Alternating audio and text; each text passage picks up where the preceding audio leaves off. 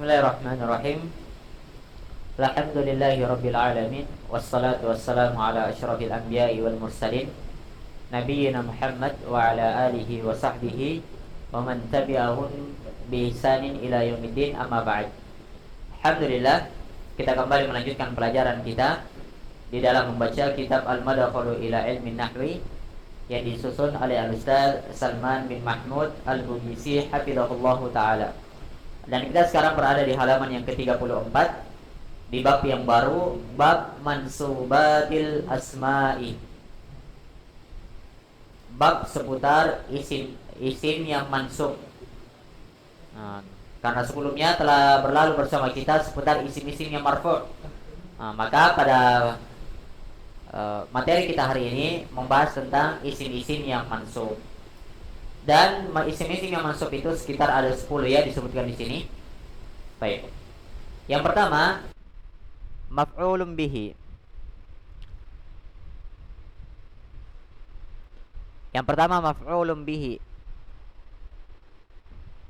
Dia maf'ul, objek bihi dengannya. Objek dengannya. Apa itu maf'ulun bihi? Maf'ulun bihi huwa al-ismul mansubu alladhi, ini ya, alladhi yaqa'u alaihi al-fi'lu.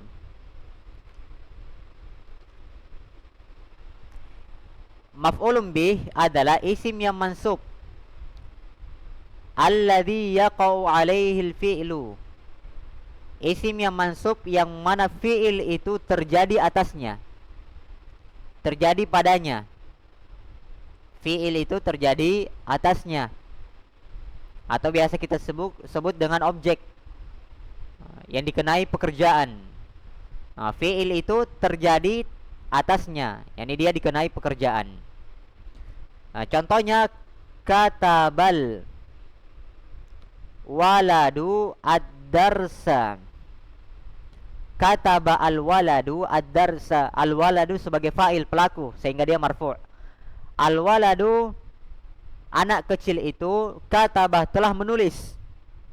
Apa yang dia tulis? Ad-darsa, sebuah pelajaran. Maka kata ad-darsa di sini, kata ad-darsa di sini sebagai maf'ulun bih, karena dia objek, yakni dikenai pekerjaan atasnya. Seorang anak kecil menulis sebuah pelajaran. Terjadinya pekerjaan tulisan pada pelajaran. Itu namanya maf'ulun bih, yang terkena objek padanya, atau yang yang terkena pekerjaan padanya. I'rabnya kataba adalah fi'il madi mabni 'alal fathi. Fi'il madi mabni 'alal fathi la mahalla lahu min al-i'rab. Al-waladu sudah lewat, fa'il sebagai fa'il marfu' dan tanda rafa'nya dhammah. Kemudian ad-darsa, di sini ad-darsa sebagai maf'ulun bih. Maf'ulun bihi mansubun. Taib. Wa alamatu nasbi al-fathatu dhahiratu ala akhirih. Di bawahnya maf'ulun bihi ada dua. Maf'ulun bihi ada dua. Maf'ulun bihi ada dua, zahir yang nampak ya, dan yang mutmar yang tidak nampak maknanya. Ini berupa domir, kata ganti dan semisalnya. Zahirun mutmarun, yang nampak. Contoh yang di sini yuqarribul ustadzal walidaini. Yuqarribul ustadza waladaini.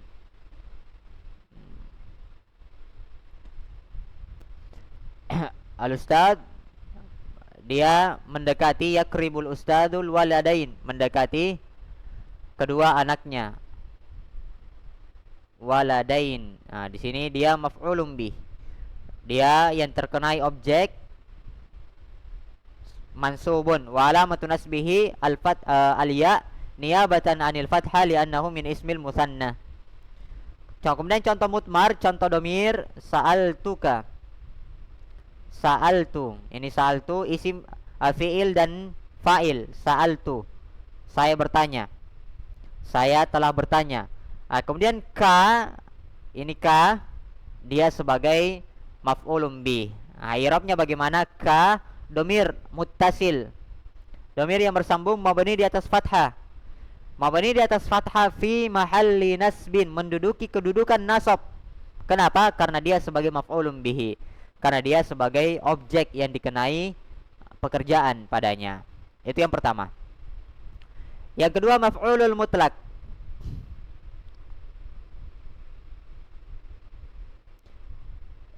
Yang kedua maf'ulul mutlaki, maf'ul secara mutlak. Nah, dan maf'ul secara mutlak ini biasa disebut sebagai al-masdaru, sebagai isim masdar. Taib. Dan pembahasan maf'ulul mutlak ini atau isim masdar ini itu akan lebih jelas kalau kita telah memahami tasrif-tasrif di dalam ilmu sharaf. Tasrif-tasrif di dalam ilmu sharaf. Akan tetapi di sini kita jelaskan secara umum saja yang mengenai objek secara mutlak ini. Karena dia ada beberapa penggunaannya. Ada beberapa penggunaannya. Taib. Penggunaan yang pertama didatangkannya maf'ul mutlak ini. Maf'ulul mutlak litaukidi, untuk menguatkan. Untuk menguatkan. Taib. Contohnya darabtu kalban. Darban. Darabtu artinya saya telah memukul seekor anjing. Saya telah memukul seekor anjing. Darban, betul-betul saya pukul. Jadi kata darban ini dia maf'ulun mutlak, dia mansub sebagai maf'ulun mutlak. Karena apa? Maf'ulun mutlak datang sebagai penguat daripada fi'il sebelumnya. Datang sebagai penguat dari fi'il sebelumnya. Jadi mudahnya begini untuk maf'ulul mutlak, bahwa maf'ulul mutlak itu datang menyerupai fi'il sebelumnya. Datang menyerupai fi'il sebelumnya. Misalnya saya di sini dikatakan saya telah memukul seekor anjing. Maka datang maf'ulul mutlak darban. Sama ya dari kata doroba, yakni memukul. Saya telah memukul seekor anjing. Darban, betul-betul saya pukul. Itu yang pertama. Yang kedua libayanin naw'i. Untuk an-naw'i, di sini nun ya, bukan sa. An-naw'i. Untuk menjelaskan jenisnya. Untuk menjelaskan jenis. Darabtu kalban. Darabtu fi'il dan fa'il, kalban maf'ulun bih.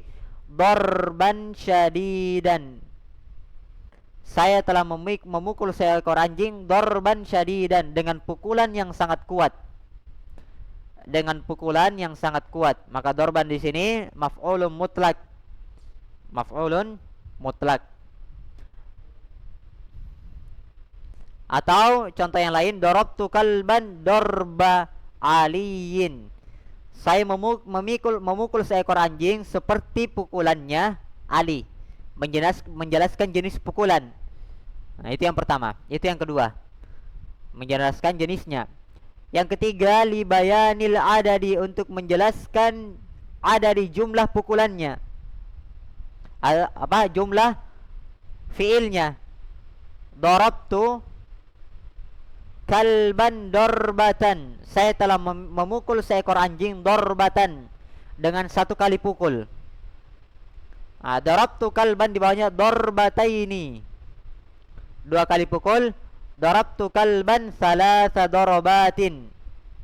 Saya telah memukul seekor anjing sebanyak 3 pukulan.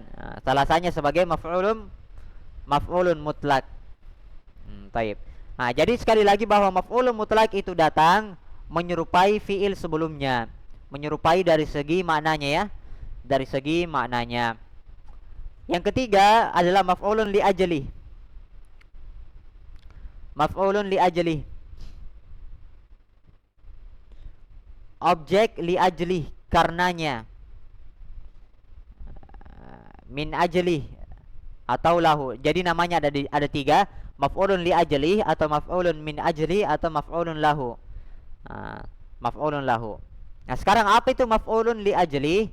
Maf'ulun li ajli huwa al-ismu al-mansubu alladzi yuzkaru bayanan li sababi wuqu'il fi'li. Taib. Jadi isim maf'ulun li ajli adalah isim yang mansub yang disebutkan, jadi dia datang disebutkan sebagai bayanan, penjelasan, li sababi wuqu'il fi'il, penjelasan sebab terjadinya fi'il tersebut, sebab terjadinya fi'il tersebut. Taib. Dan dia punya 4 syarat. Nanti kita sebutkan contohnya. Syarat yang pertama ayyakuna masdaron. Syarat yang pertama, maf'ulun li ajli ini dia harus berupa masdar. Berupa masdar, dan ini belum jelasnya lagi di pembahasan shorob tentang masdar ini. Harus berupa masdar. Yang kedua ayyakuna min af'alil qulubi. Harus berupa af'alil qulub, amalan-amalan hati yang berkaitan dengan hati. Berkaitan dengan hati. Yang ketiga an yakuna sababan. Harus menjadi sebab terhadap sebelumnya. Yang keempat fa'il wa maf'ul. Fa'il dan objeknya berada pada satu amil, yakni bersama-sama dalam satu fi'il. Bersama-sama di dalam satu fi'il. Contohnya atlubul ilma. Atlubul ilma, saya menuntut ilmu. Atlubu fi'il dan fa'il. Fa'ilnya domir ana, atlubu. Saya menuntut ilmu. Al-ilmu maf'ulun bihi, objek. Mana maf'ulun li ajlihnya? Maf'ulun li ajlihnya adalah ibtigha'a. Ibtigha'a wajhillah. Saya menuntut ilmu ibtigha'a, karena mengharap. Jadi dia mansub karena datang sebagai apa? Maf'ulun li ajlih. Dia merupakan amalan hati, yakni mengharap, merupakan sebab. Kenapa dia menuntut ilmu? Karena dia mengharap. Dan fa'il dan maf'ulnya berada dalam satu fi'il. Berada dalam satu fi'il, yakni fi'ilnya tolaba, menuntut ilmu, menuntut. Saya menuntut ilmu, tidak ada fi'il tambahan, karena mengharap wajah Allah. Contoh yang berikutnya, darabtu ibni lahu. Saya memukul anakku sebagai adab lahu, baginya, ta'adduban lahu. Taib. Selesai tentang maf'ulun li ajli. Insyaallah kita akan lanjutkan di pertemuan berikutnya. Subhanakallahumma bihamdik, asyhadu an la ilaha illa anta, astaghfiruka wa atubu ilaik.